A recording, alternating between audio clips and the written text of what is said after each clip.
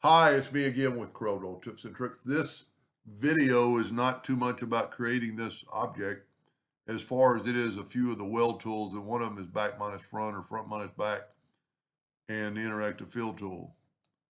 So we're going to take you could use a circle, but I'm going to use a square, and I'm going to put it P, put it in the center of the page. Now we could do this two ways. I'm going to draw an ellipse. I'm going to make it a little bit fatter this time. I'm going to hit P, put it in the center of the page, and then I'm going to hold down the control button and move it like to right there. Now I'm going to control D and make a duplicate, alternate C to have it rotate, and rotate it 90 degrees, control D, control D. Now, there's two ways we could do this. I'm going to do it both ways. I'm going to hit the plus key and make a copy. I could take the Smart Fill tool, set on any color and fill that in. And then I could get the interactive fill tool and then turn it into a lateral or a elliptical, and I could put light blue in there or vice versa. I think that looks pretty cool. Or let's say you already had a block and you group these together.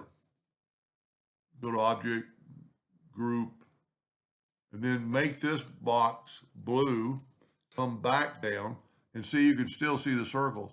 Select everything and go right here to back minus front, and it takes the blue away.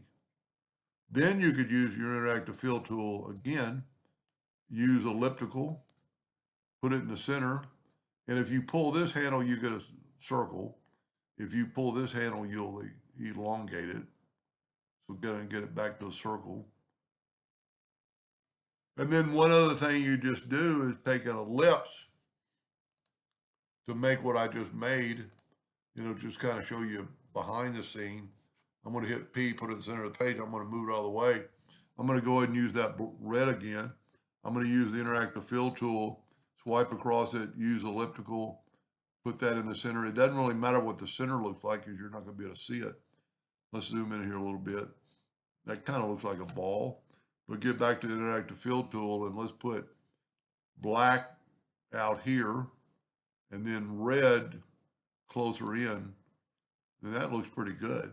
And then because we've nudged, we can nudge right back. That almost looks cool enough, but then if you go to Object, Order, Back of Page, you'll get that ball like it's inside of a square.